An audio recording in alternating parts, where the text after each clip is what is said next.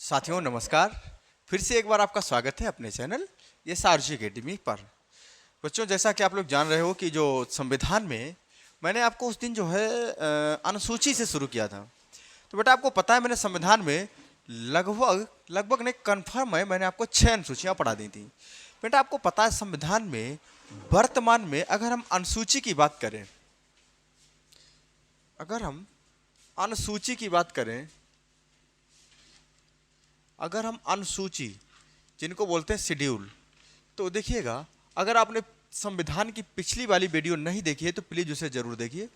बेटा संविधान में वर्तमान में 12 प्लस नहीं सॉरी 8 प्लस सही लिखा था 8 प्लस 4, यानी अनुसूची जो है वो 8 प्लस 4 कितनी है 12। 8 का मतलब है जब हमारा संविधान लागू हुआ था शुरुआत में तो 26 जनवरी 1950 को इसमें कितनी अनुसूचियां थी 8 थी। अब कितनी है 12। यानी आपको पता है यानी ये चारों अनुसूचियां जुड़ी हैं, 9वीं 10वीं 11वीं और 12वीं। ये मैं आपको बता चुका हूं, बस आप रिवीजन तौर पे समझ लीजिए। आपको पता 9वीं कब जुड़ी तो प्रथम संविधान संशोधन यानी पहले ही संविधान संशोधन और 1951 में जुड़ गई थी।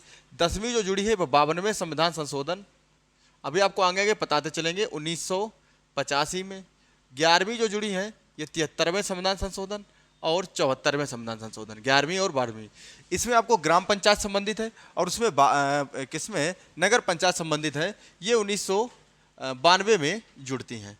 ठीक है, तो कुल मिलाकर आपको पता है पहली अनुसूची में किससे था संघ व उसके राज्य क्षेत्र, इसके अलावा दूसरी अनुसूची में वेतन एवं भत्ते, तीसरी अनुसूची में शपथ एवं प्रतिज्ञान, चौथी अनुसूची में क्या था तो राज्यसभा में राज्यों के लिए सीटों का बंटवारा, और पांचवी अनुसूची जो थी वो SC और ST से संबंधित थी। और मेरे भाई छठी अनुसूची जो थी असम मेघालय त्रिपुरा मिजोरम के लिए विशेष राज्य का दर्जा। और आपको पता है आज हम शुरू करेंगे तो सभी लोग पेन पेपर तैयार रखिए और डालिए 7वीं अनुसूची, हेडिंग डालिए सभी लोग 7वीं अनुसूची। अगर हम बात करें संविधान के हम पढ़ने वाले हैं 7वीं अनुसूची, 7वीं अनुसूची। बेटा आपको पता है देखिएगा जैसा कि आप लोग जानते होंगे कि अगर आपकी रेलवे में नौकरी लग जाए तो आप कहते हो केंद्र सरकार की है या राज्य सरकार की, तो बच्चा बच्चा जानता है केंद्र सरकार की। अगर आप IAS बन जाओ तो नौकरी केंद्र सरकार की है, सैलरी राज्य सरकार देती है। अगर आप कलेक्टर साहब हैं तो, अगर आप SP हैं तो नौकरी केंद्र सरकार की होती है जबकि सैलरी कौन देता है राज्य सरकार। अगर आप इनको कहते हैं अखिल भारतीय सेवाएं, जिनमें अपॉइंटमेंट तो देती है केंद्र सरकार लेकिन सैलरी राज्य सरकार देता है, इसे अखिल भारतीय सेवा बोलते हैं। इसको सृजन करने का अधिकार जो राज्यसभा के पास होता है। अच्छा, इसके अलावा इंडियन रेलवे हो गया, पोस्ट विभाग हो गया, परमाणु ऊर्जा विभाग हो गया, आर्मी एयरफोर्स नेवी का विभाग हो गया, पैरामिलिट्री फोर्सेस हो गई, ये सब चली जाती है किसमें केंद्र सरकार में। यहीं पर अगर हम राज्य सरकार में जैसा सरकारी मास्टर प्राइमरी का है तो राज्य सरकार में, नवोदय में चला जाए तो केंद्र सरकार तो संवर्ती सूची में चला जाएगा। ठीक है, इसके अलावा अगर हम राज्य पुलिस के अधीन काम करेंगे तो राज्य सरकार के अधीन आ जाएगा। इसके अलावा अगर आप वन विभाग में काम करेंगे राज्य सरकार के अधीन आ जाएगा। जैसे अगर हम बात करें फायर विभाग में अगर आप काम करने जा रहे हो, जिसपे जो फायर ब्रिगेड मशीन होती है, तो इस पर अगर आप काम कर रहे हो तो फिर आप राज्य सरकार के अधीन आ जाते हो। कुल मिलाकर बात यह है कि केंद्र और राज्य की शक्तियों का बंटवारा। तो इसकी अगर हम बात करें केंद्र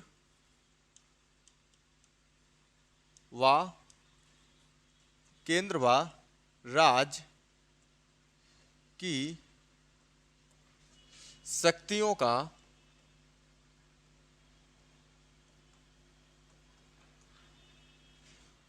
केंद्र व राज्य की शक्तियों का पृथक्करण। पृथक्करण का मतलब की बात हो गई अलग अलग, यानी केंद्र के पास यानी किन किन विषयों पर केंद्र सरकार कानून बनाएगी, किन किन विषयों पर राज्य सरकार कानून बनाएगी और किन किन विषयों पर केंद्र और राज्य दोनों बना लेंगे। इस चीज को लेकर चर्चा की गई 7वीं अनुसूची में। बेटा अनुच्छेद 246 47, 48, 49 लगभग इस 7वीं अनुसूची से मिलते जुलते होते हैं संविधान में। अब अगर हम बात करें तो 7वीं अनुसूची में कुल कितनी सूचियां होती हैं, तो इसमें जो होती हैं 3 सूचियां होती हैं। कितनी होती हैं? इसमें 3 सूची होती हैं। तो 7वीं अनुसूची के अंदर कितनी सूची होती है? जो 3। तो सबसे पहले 7वीं अनुसूची क्या है, तो आपको पता है केंद्र व राज्य की शक्तियों का बंटवारा, यानी केंद्र और राज्य शक्तियों का अलग अलग, यानी आपको पता है किन चीजों पर, यानी कौन सी नौकरी केंद्र सरकार के अधीन आएगी, कौन सी राज्य सरकार के अधीन आएगी, और कौन सी ऐसी नौकरी जिसपे केंद्र और राज्य दोनों में, यानी वो केंद्र सरकार में भी मान्य होगा और राज्य सरकार में भी। अब देखिए 3 अनुसूची है, 3 अनुसूचियों में कौन कौन सा है, तो सबसे पहले अगर हम बात करें तो संघ सूची है। कौन सी होती है? संघ सूची। इसके बाद अगर हम बात करें तो राज्य सूची। संघ सूची, राज्य सूची। इसके बाद अगर हम बात करें तो समवर्ती सूची।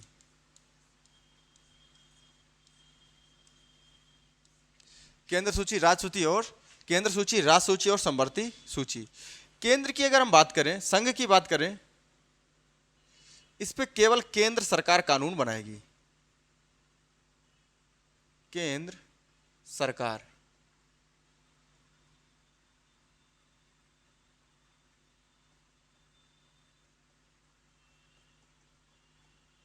बनाएगी, ठीक है, बनाएगी केंद्र सरकार। राज्य सूची में कौन बनाएगा, तो आपको कहोगे सर जी राज्य सरकार। कौन बनाएगा? राज्य सरकार। इस पे राज्य सरकार कानून बनाएगी।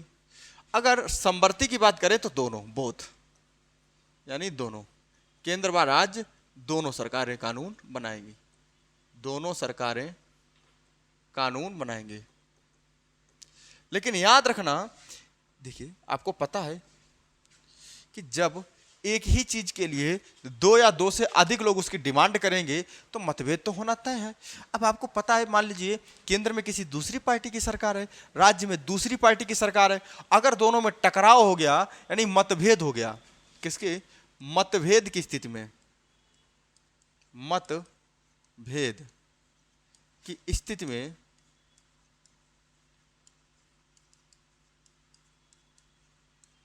संघ सरकार यानी केंद्र सरकार की मान्य होगी। अगर कोई मतभेद हो रहा है दोनों, चूंकि समवर्ती सूची का मतलब है कि ऐसे कानून जिसमें दोनों सरकारें कानून बनाएंगी, अगर उसमें कोई डिस्क्रिमिनेशन हो रहा, मतभेद हो रहा है, तो उसमें फिर केंद्र सरकार की मान्य होगी। अब अगर हम अगला पॉइंट अगर हम बात करें तो संघ सूची में, अच्छा क्या राज्य सूची में केंद्र सरकार कभी जीवन में कानून बना सकती है? तो आप कहोगे जी सर, राज्य सरकार जो है वो बना सकती है, राज्य सरकार, लेकिन जैसे आपको पता राष्ट्रीय आपात की स्थिति में हो, ये सॉरी राष्ट्रपति शासन की स्थिति में हो। अब केंद्र राज्य में राष्ट्रपति शासन लगा है, अब राष्ट्रपति शासन लगे होने की स्थिति में, या समवर्ती सूची की तो मान लीजिए बात पता ही है, तो केंद्र सरकार के पास पावर एक है, लेकिन राज्यसभा के पास पावर होता है अनुच्छेद 246 में, 46, 48, 49, इनको अगर देखोगे तो इनके पास पावर है राज्य सूची के विषय पे आप कानून बना सकते हो, लेकिन अंतोगत्वा इस पर मान्य राज्य की होगी, क्योंकि आपको पता है राष्ट्रपति शासन लगा है, तो चुनाव तो होना ही है, चुनाव के बाद उसे पारित करना होगा और वो कानून का रूप ले लेती है। तो अब बात करेंगे इस पे विषय की।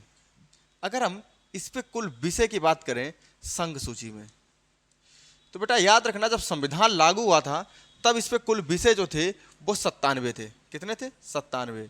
और इस पे बढ़ कितने गए? 3, यानी हो कितने गए? 100। यानी कुल मिलाकर अगर हम बात करें इस पे कुल कितने विषय हैं, तो आप कहोगे सर जी 97 से, यानी केंद्र सरकार के पास इस समय भारत में भी 100 विषय हैं। कितने विषय हैं? 100। आर्मी हो गया, एयरफोर्स हो गया, नेवी हो गया, परमाणु विभाग हो गया, इस टाइप से डाक विभाग हो गया, 100 विषय हैं। आप लोगों से देखिए, अगर हम इसमें 100 विषय लिखवाएंगे, 100 इसके लिखवाएंगे, 61 इसके लिखवाएंगे, 52 इसके लिखवाएंगे, तो ये मान लीजिए 4-5 क्लासें तो हो ही जाएंगी आराम से, 5-6 से नीचे नहीं होने वाली है। तो इससे बेहतर यह है कि आप लोग इस 100 विषयों में डेली अगर आप 5-5, 6-6 विषयों को अगर आप पढ़ें तो आप एग्जाम तक सारे कंप्लीट कर सकते हैं। ठीक है। अब देखिए राज्य सरकार में, तो राज्य सरकार में अगर हम इसमें राज्य सूची में अगर हम विषय की बात करें तो बेटा देखिए इसमें थे कितने? 66। अभी भी कहीं कहीं 66 हैं, लेकिन 5 हटा दिए गए हैं तो इसमें बचे हैं 61। 66 थे, लेकिन आपको पता है इसमें 5 हटाकर कितने बचे? 61। अब देखिए, जब इन विषयों को हटाया जाता है तो जैसे राज्य सूची के विषय को कम किया जाएगा, तो आपको पता है विधायकों को या राज्य सरकार को ये इस बात को बिल्कुल भी अच्छा नहीं लगेगा, क्योंकि आपको पता है जब राज्य सूची का कोई विषय होता है, अब उस पे कानून बनता है, कानून बनने के बाद उसको जमीन पे फॉलो किया जाता है, फॉलो करने के बाद उस पर जमीनी स्तर पर जब कोई योजना कार्य करती है केंद्र सरकार की, तो जब केंद्र सरकार की योजना काम करेगी तो केंद्र के जितने भी सांसद से लेकर मंत्री होंगे उन्हें उस योजना में फायदा होता है, और राज्य की करेगी तो राज्य को फायदा होगा। तो इस चीज के लिए विधायक जी जो होंगे उन्हें ये बिल्कुल अच्छा नहीं लगेगा, उन्हें ये लगेगा कि राज्य सूची पे 66 विषय राज्य सूची पे हो जाए, क्योंकि उन्हें उनकी और इनकम बढ़ जाएगी, और केंद्र वाले सोचेंगे कि केंद्र में हो जाए। सिंपल सी बात है। तो इसलिए अब इन 5 विषय थे, इनको क्या उठाकर कहाँ ला, पहले प्लान था कि संघ सूची में ले चलेंगे, चूंकि राज्य ने विरोध कर दिया कि नहीं ऐसा कैसे कर सकते हो, तो जब कहा तो एक काम करो कि ना तुम्हारी रहेगी ना मेरी रहेगी, इनको उठाया और संवर्ती सूची में डाल दिया। तो संवर्ती सूची में जो विषय थे वो 47 थे, लेकिन 5 बढ़कर कितने हो गए? 52। तो याद रखना, वर्तमान में संघ सूची में 100 विषय हैं, राज्य सूची में 61 विषय हैं, और संवर्ती सूची में 52 विषय हैं। इतना आपको याद रखना होगा। तो क्या 7वीं अनुसूची आपके समझ में आई? तो आपको अगर पूछा जाए केंद्र और राज्य की शक्तियों से बंटवारे से संबंधित कौन सी अनुसूची आपको होगी? 7वीं अनुसूची। 7वीं अनुसूची में कुल कितनी सूचियां? 3 सूचियां। कौन कौन सी है? संघ सूची। संघ सूची का मतलब वो सारे विषय जिसपे केंद्र सरकार कानून बनाएगी उनको उठा के संघ सूची में रख दिया जाएगा। वो सारे विषय जिन पे राज्य सरकार कानून बनाएगी उनको उठाया और राज्य सूची में डाल दिया, और वो सारे विषय जिन पे राज्य केंद्र भी बना सकता है और राज्य भी, उनको उठाया और संवर्ती सूची में डाल दिया। अब हम बात करेंगे 8वीं अनुसूची को लेकर।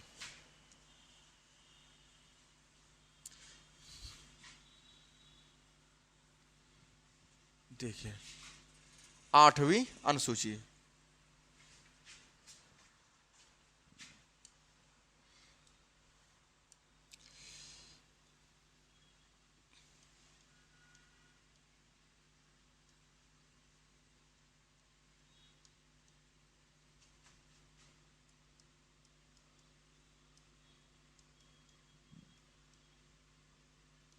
आठवीं अनुसूची।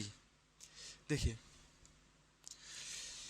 संविधान का अगर आप भाग पढ़ोगे 17, संविधान का भाग 17 और 8वीं अनुसूची अनुच्छेद 343 से 351 तक, चूंकि इसमें बात करेंगे भाषाओं की चर्चा है।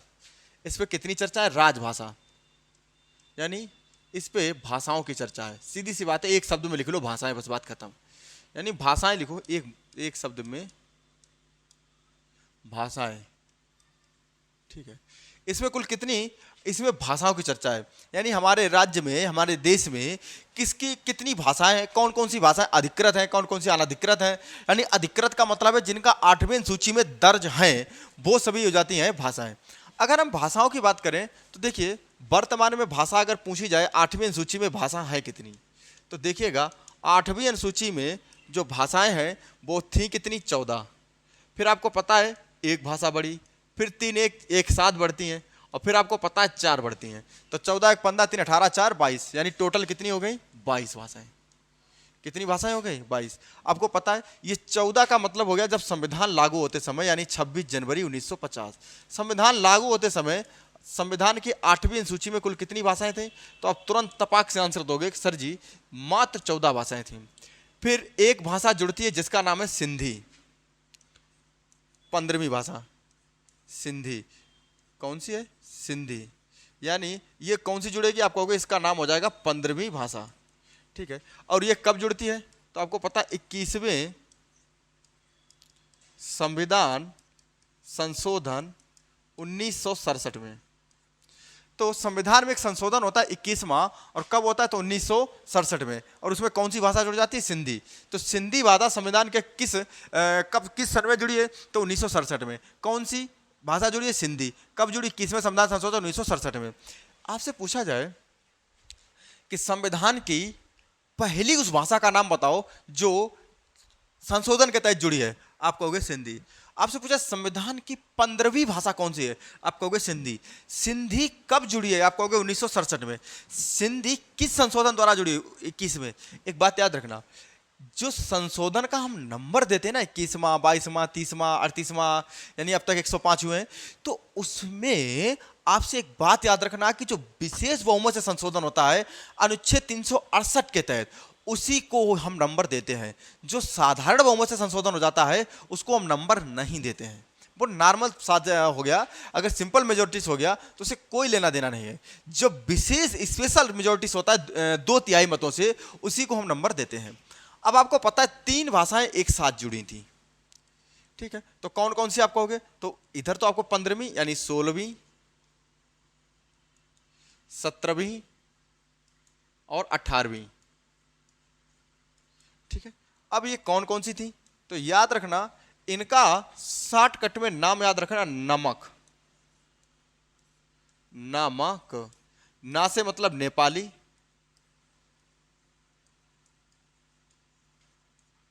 मणिपुरी, नेपाली, मणिपुरी और कोंकणी। तो अगर आपसे यह पूछा जाए कि पहली कौन सी जुड़ी, तो आप कहोगे सिंधी। कब जुड़ी? 15वीं भाषा है, 21वें संविधान संशोधन 1967। इसके जस्ट बाद एक आपको संशोधन होता है, जस्ट बाद नहीं होता, काफी समय बाद होता है, एक संशोधन होता है। और ये संशोधन जो होता है ये 71वां संविधान संशोधन। कौन सा? 71वें संविधान संशोधन 1992, यानी 1992 में। यानी 71वां संविधान संशोधन 1992 में होता है। उसमें 3 भाषाएं एक साथ जुड़ती हैं। कौन सा? नेपाली, मणिपुरी, कोंकणी। तो इसका मतलब ये हो गया कि नमक के नाम से इसे हम जान सकते हैं, शॉर्टकट में नमक। नमक का मतलब नेपाली जुड़ गई, मणिपुरी जुड़ गई, कोंकणी जुड़ गई, यानी 3 भाषाएं एक साथ जुड़ती हैं। और कब जुड़ती? 71वें संविधान संशोधन 1992 में। और ये संविधान की कौन सी भाषा हो जाएगी? तो आप कहोगे कि सर जी ये 16वीं, 17वीं और 18वीं भाषा। अब 4 भाषाएं एक साथ जुड़ती हैं। देखिए ये 4 भाषाएं जो एक साथ जुड़ती हैं, ये जुड़ती हैं 91वें संविधान, 92वें संविधान संशोधन, 92वें संविधान संशोधन 2003 में। 2003 में 4 भाषाएं एक साथ जुड़ती हैं। और इसको आप शॉर्टकट में याद करना, इसको शॉर्टकट में आप याद करिए, इससे इस कलर से लेते हैं यहाँ, ठीक है। याद करिए, बूढ़ी डोकरी मेथी साथ ले गई।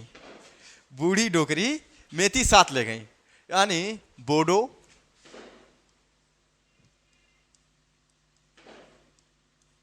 डोंगरी, मैथिली और संथाली। बोडो, डोंगरी, मैथिली, संताली। बोडो, डोंगरी, मैथिली, संताली, यानी बूढ़ी डोकरी मेथी साथ ले गई। बूढ़ी डोकरी मेथी साथ ले गई, यानी बोडो, डोंगरी, मैथिली, संताली। ये कब? 2003 में। कितनी भाषाएं? 4। तो आपको पता है संविधान में कुल कितनी भाषाएं थी? 14 भाषाएं थी। इसके बाद पहली भाषा कौन सी जुड़ती है? यानी 15वीं भाषा सिंधी जुड़ती है। कब जुड़ती है? 1967 में। कौन सा संविधान संशोधन? तो 21 में। फिर कौन सी जुड़ती है? तो आपको पता है 21 के बाद तुरंत संविधान संशोधन हो जाता है, यानी 71वां संविधान संशोधन। और उसमें कौन सी भाषा जुड़ती है? तो नमक, यानी नेपाली, मणिपुरी, कोंकणी। इसके बाद फिर 4 भाषाएं कौन सी है? तो बोडो, डोगरी, मैथिली, संथाली। और ये एक साथ, यानी वर्तमान में अब कुल कितनी भाषाएं हो गई? 22। इनको याद कैसे करेंगे? यानी 22 भाषाओं को कैसे याद करेंगे? 22 भाषाओं को बेटा याद करने के लिए आपको मैप देखना पड़ेगा।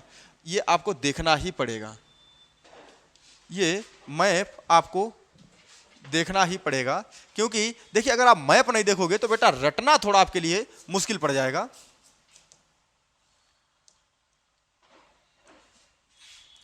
ये आपका रहा मैप, थोड़ा सा और बड़ा, इधर कैमरे में आएगा, कोई बात नहीं। अरे उसको इधर कर दो, वो सब उसका खेल खत्म।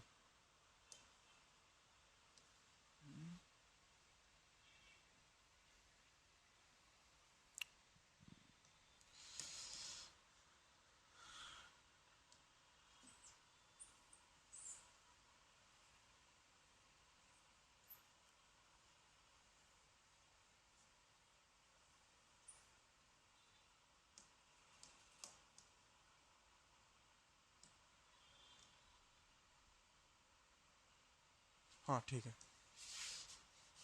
देखिए अब इस मैप पे जरा देखिएगा, इनको 2200 भाषाओं को याद कैसे करोगे आप? 2200 भाषाओं को। तो आपको पता है सबसे पहले एक राज्य इधर कश्मीर, तो याद रखना आपको याद करने का तरीका आपको मैप से बता रहे हैं। आप इस मैप को जरा ध्यान से देखिएगा। पहली भाषा आपको याद करनी है कश्मीरी। पहली भाषा अगर आपकी है तो कौन सी? कश्मीरी। तो पहली भाषा आपकी कौन सी होगी? कश्मीरी। कश्मीर के नीचे प्रांत आता है सिंध, तो कश्मीरी सिंधी। सिंध के बाद आता है पंजाब, तो आपकी हो जाएगी पंजाबी। पंजाब के बाद एंट्री करोगे हरियाणा, इधर दिल्ली वगैरह उत्तर प्रदेश में, तो इसमें भाषा हो जाती है हिंदी।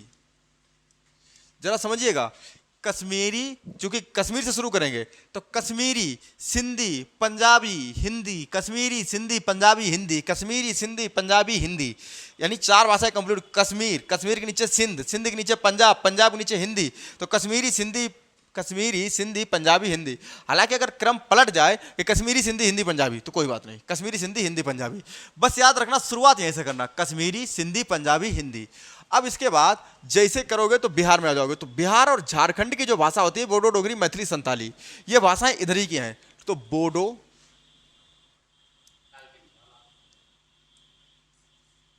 लाल नहीं सही से, एक मिनट, सही है। देखिए अगर हिंदी, हिंदी की बात आपको अगर हम बात करें, इसमें देखिएगा बोडो, डोंगरी, मैथिली, मैथिली अलग बिहार में है, संथाली ये आ जाएगी आपकी झारखंड में। तो बोडो, डोंगरी, मैथिली, संथाली। हालांकि अगर नहीं भी दिखाई दे रहा तो आपको थोड़ा देखिए, ऐसा तो है नहीं कि मैप ये जरूरी है, इसको आपको अपने हिसाब से समझना है। अब इसको लिखना पड़ेगा, उसको लिखेंगे हम, उसको बाद में लिखेंगे पूरा। तो कश्मीरी, सिंधी, पंजाबी, हिंदी, कश्मीरी, सिंधी, पंजाबी, हिंदी, और बूढ़ी डोगरी, मैथिली साथ ले गई, बोडो, डोगरी, मैथिली, संताली, 8 भाषाएं कंप्लीट हो गई। मेरे ख्याल से आपको भी कंप्लीट हो गई। कश्मीरी, सिंधी, पंजाबी, हिंदी, बोडो, डोगरी, मैथिली, संताली। जैसे ही आप नीचे आओगे, यहां पे आओगे तो आप कहोगे बंगाली। कौन सी भाषा है? बंगाली। उड़ीसा में आओगे तो उड़िया, बंगाली, उड़िया। अगर हम आंध्र प्रदेश में आएंगे तो तेलुगु। आंध्र प्रदेश में कौन सी भाषा बोली जाती है? तेलुगु। ठीक है। आंध्र प्रदेश के बाद अगर इधर आएंगे तो तमिल। तमिलनाडु में कौन सी भाषा? ठीक है, तमिल। तो आपको पता है कश्मीरी, सिंधी, पंजाबी, हिंदी, बोडो, डोगरी, मैथिली, संताली। अब हम आ गए बंगाल में तो बंगाली, उड़ीसा में तो उड़िया, तमिलनाडु में, आंध्र प्रदेश में तेलुगु, और आपको तमिलनाडु में तमिल, यानी 12 भाषाएं कंप्लीट। तो मेरे साथ बोलिए, कश्मीरी, सिंधी, पंजाबी, हिंदी, बोडो, डोगरी, मैथिली, संताली, बंगाली, उड़िया, तमिल, तेलुगु, बंगाली, उड़िया, तमिल, तेलुगु। आपको पता है बंगाली, उड़िया, तमिल, तेलुगु। अब अगर इधर केरल में आएंगे तो मलयालम, केरल में आएंगे मलयालम, कर्नाटक में आएंगे कन्नड़, इधर गोवा साइड, इधर देखें महाराष्ट्र में एक आपको पता है भाषा होती है मराठी, और इसी में एक आती है कोंकणी, कोंकण जो तट है, कोंकणी, और गुजरात में गुजराती। ठीक है। तो अगर हम इसको देखेंगे तो मलयालम, कन्नड़, कोंकणी, मराठी, मलयालम, कन्नड़, कोंकणी, मराठी, गुजराती, मलयालम, कन्नड़, कोंकणी, मराठी, गुजराती, मलयालम, कन्नड़, कोंकणी, मराठी, गुजराती। तो आपको पता है, तो फिर से आप समझिएगा, तो कश्मीरी, सिंधी, पंजाबी, हिंदी, कश्मीरी, सिंधी, पंजाबी, हिंदी, बोडो, डोगरी, मैथिली, संताली, बंगाली, उड़िया, तमिल, तेलुगु, बंगाली, उड़िया, तमिल, तेलुगु, और इसके अलावा मलयालम, कन्नड़, मलयालम, कन्नड़, मलयालम, कन्नड़, कोंकणी, मराठी, मलयालम, कन्नड़, कोंकणी, मराठी, और कितनी हो गई? गुजराती। तो आप जरा एक एक करके गिनिए। देखिए सबसे पहले कश्मीरी, सिंधी, पंजाबी, हिंदी, बोडो, डोगरी, मैथिली, संताली, बंगाली, उड़िया, तमिल, तेलुगु, 12 तो ये कंप्लीट हो गई। अब इसके अलावा तमिल, तेलुगु, मलयालम, मलयालम के बाद कन्नड़ और कोंकणी, मराठी और गुजराती, यानी 12, 5, 17, बची कितनी? 5 भाषाएं। अब 5 भाषाओं में अगर आप आओगे तो असमिया, असम की भाषा कौन सी हो जाएगी? असमिया, असमिया। असमिया के बाद अगर आपको पता है कि मणिपुर भाषा है, मणिपुर राज्य है, मणिपुर, कौन सा? मणिपुर। तो आपको पता है इसमें हो जाएगी मणिपुरी। मणिपुर में कौन सी हो जाएगी? मणिपुरी। अब आपको 17 और 3 20, बची कितनी? नहीं, 17 2 19, 17 2 19। एक भाषा बची आपकी नेपाली। कौन सी भाषा है? आप कहोगे सर जी नेपाली। एक भाषा है आपकी नेपाली। 20 भाषाएं कंप्लीट, और 2 भाषाएं बची हैं, संस्कृत और उर्दू। संस्कृत और उर्दू यानी 8, यानी 22 भाषाएं कंप्लीट। तो कुल मिलाकर बात यह हो गई कि अगर हम 22 भाषा को एक सुर में बोलने का प्रयास करें तो कश्मीरी, सिंधी, हिंदी, पंजाबी, बोडो, डोगरी, मछली, संताली, बंगाली, उड़िया, तमिल, तेलुगु, मलयालम, कन्नड़, और मलयालम, कन्नड़, कोंकणी, मराठी, गुजराती, असमिया और मणिपुरी, और इसके अलावा फिर आपकी कौन सी बस्ती है इधर, असमिया, मणिपुरी, नेपाली, और उर्दू और संस्कृत। इतनी ही स्पीड में अगर आप 22 भाषाएं, क्योंकि देखिए इसमें मामला क्या रहता है कि इन 22 भाषाओं को अगर आप एक साथ याद है, क्योंकि आजकल एग्जामिनर ये नहीं पूछता है कि राजभाषा आयोग ये भाषाएं किससे संबंधित है, वो क्वेश्चन ये कह देगा कि निम्नलिखित में से कौन सी भाषा 8वीं अनुसूची में शामिल नहीं है। निम्न में से कौन सी भाषा 8वीं अनुसूची में शामिल नहीं है, फिर आपके साथ बड़ी समस्या होती है। तो देखिए इससे बेहतर यह है कि जब आपसे क्वेश्चन पूछे कि कौन सी भाषा 8वीं अनुसूची में नहीं है, तो उसमें लिख देगा राजस्थानी, अंग्रेजी, गुजराती, मणिपुरी। अब पता चला, अब आप कहोगे सर जी कि राजस्थानी पता नहीं, कंफ्यूजन। अब यहां से आपने मैप में देखा, आपको पता है कि राजस्थानी शामिल ही नहीं थी। ठीक है, अक्सर राजस्थानी से क्वेश्चन आता है। ठीक है, अब एक बार एक क्वेश्चन उन्होंने अजीब से पूछ दिया, भोजपुरी। क्या अब हमने आप कहीं पर भोजपुरी नाम लिया? अब आप कहोगे सर जी, अब कुछ बच्चे कहेंगे भोजपुरी तो बहुत बोली जाती है, भोजपुरी होगी। इसलिए इस 22 भाषाओं को याद होना बहुत जरूरी है, क्योंकि एग्जाम में आपको 8वीं सूची में सब कुछ पता है लेकिन फिर भी नहीं होगा। ठीक है, तो आपको पता है कश्मीरी, सिंधी, पंजाबी, हिंदी, कश्मीरी, सिंधी, पंजाबी, हिंदी, बोडो, डोगरी, मैथिली, संताली, बंगाली, उड़िया, तेलुगु, तमिल है, लेकिन आप उल्टा याद करना, बंगाली, उड़िया, तमिल, तेलुगु। ठीक है, मलयालम, कन्नड़, कोंकणी, मराठी, गुजराती, और आपको इधर से याद करना होगा कि असमिया, मणिपुरी, और इधर नेपाली, यानी, और इसके अलावा उर्दू और संस्कृत। 22 भाषाएं कंप्लीट हो गई। अब इनको एक क्रम से लिखने का हम प्रयास करते हैं। इनको अब एक क्रम से लिखने का प्रयास करते हैं। तो सुनिएगा, 8वीं सूची की भाषाएं। 8वीं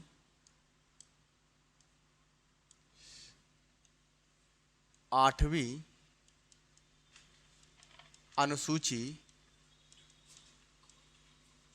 की भाषाएं। सुनिए, आपको पता है सबसे पहले हम कौन सी, कश्मीरी,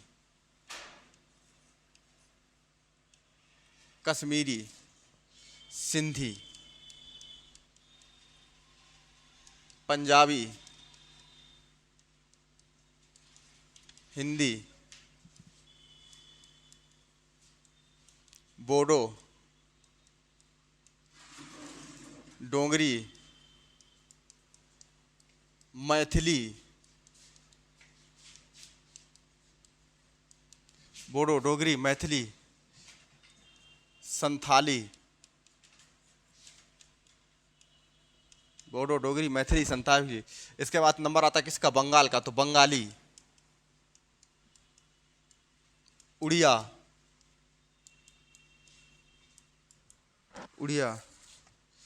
तमिल, तेलुगु, मलयालम,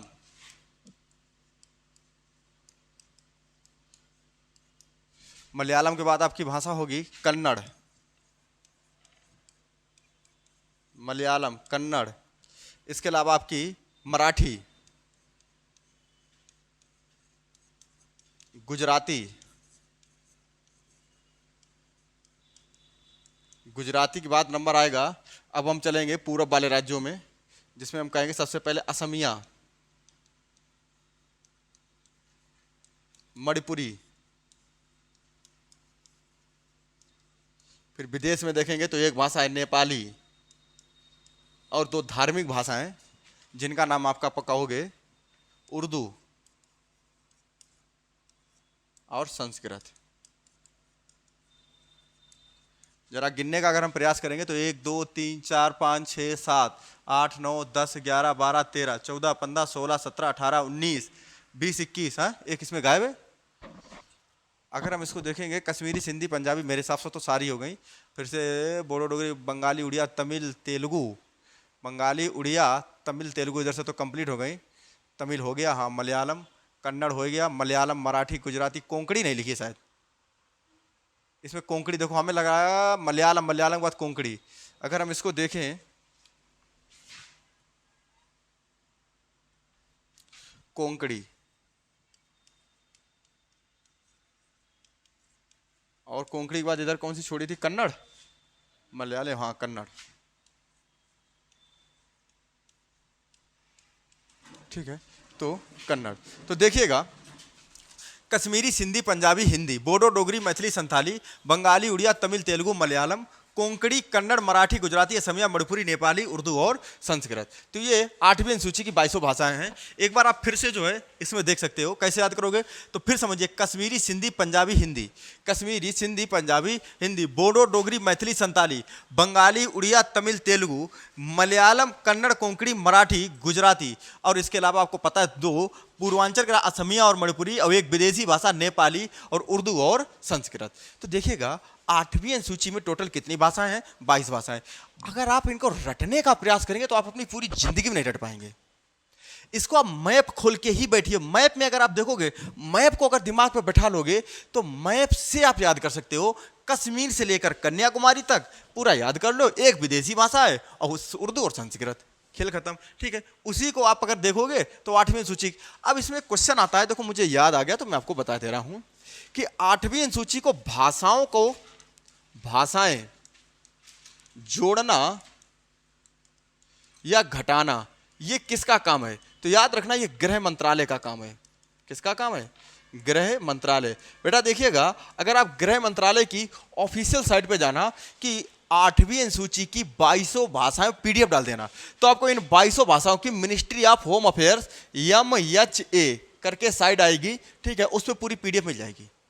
किसी भी देखो पूरे आपको पता है, जैसे अगर संविधान की अनुसूचियां है या 7वीं अनुसूची है, ठीक है, इसको लेकर अगर आप जो है किसी भी प्रकार से कोई भी डाउट क्लियर करना चाहो कि संविधान कितने दिन में बनकर तैयार हुआ, तो आप लोकसभा पे जा सकते हो। लोकसभा की ऑफिशियल साइट, जनगणना का आंकड़ा जान सकते हो तो आप उसकी ऑफिशियल साइट पे जाके आप पूरा डाटा डाउनलोड कर सकते हो, ठीक है, एरर फ्री एकदम से, ठीक है। तो मुझे उम्मीद है कि आप लोग 7वीं अनुसूची अच्छे से समझोगे। केंद्र व राज्यों की शक्तियों का पृथक्करण, जिसमें 3 अनुसूचियां हैं, संघ सूची, राज्य सूची और संवर्ती सूची। संघ सूची पे केवल केंद्र सरकार कानून बनाएगी, राज्य सूची पे राज्य सरकार, संवर्ती पे दोनों बनाएगी, मतभेद स्थिति पे केवल केंद्र सरकार बनाएगी।